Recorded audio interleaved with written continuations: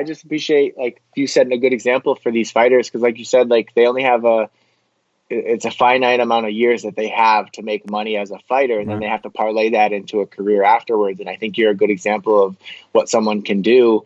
Obviously I'm not in your bank accounts or anything like that, but you look like you're doing pretty well. Like you look happy and, you know, it's beautiful. I always see the pictures that you post and you're doing your podcast now. And like, at the end of the day, like you're still hustling, you know? Thank you, man. Thank you. I think some of these fighters think like they're going to go and get rich and then they're just going to retire and be rich or something like that. But it's a constant hustle. I think you're a good roadmap for some of these fighters to see. You came up, you cut your teeth in the UFC, and then you retired, and then you still you parlayed that into another career, or like, you know, MMA 2.0, and you're still hustling. And then now you're giving the younger fighters or even younger coaches like me, like, you know, the same age, a platform to kind of like do our thing and then parlay that into something down the road. So, you know, I appreciate that. And I told you off air that I used to be a fan of yours. And I didn't even tell you this, but like, you and Rob were talking about, not to ramble, but you and Rob were talking about how like that moment after the fight where you just kind of like to be alone, be in the shower, have your thoughts. And I'm not trying to be creepy or anything, but when you fought Alex Garcia in that last fight,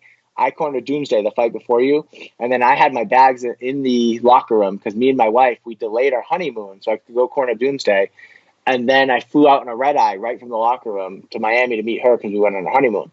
And I was in the shower at the same time you were in the shower. Oh, yeah. And I remember just being like, do I say something? Do I not? Like, you know, just lost. And I was like, hey, man, good fight. Always been a fan. And then I just walked out. And I was like, and I remember thinking like, I just talked to a dude in the shower who I'd never met. Is he going to think I'm weird? So I remember that when you brought that up on the first podcast with Rob. I literally, in the beginning of my career, beginning to middle of my career, I was making a ton of money, what I thought to be a ton of money, big checks, big wins. I was a 5-fight win streak in the UFC. At one point I was 9-1 in the UFC. And so like when I fought Hardy, I was 9-1, 9 victories, 1 loss in the UFC. And I remember taking my mom to shopping, and I went and bought her. My mom's a country girl. You know, we grew up in small town Texas, so we grew up, you know, with not much on a ranch, and, you know, we grew up very small.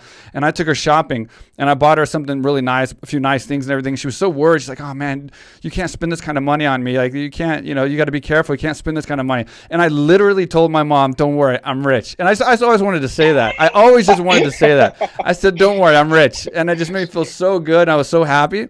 And then later on, after that happened, coincidentally, in the middle of my career, when I was further along in my UFC career, I went 910 days without fighting.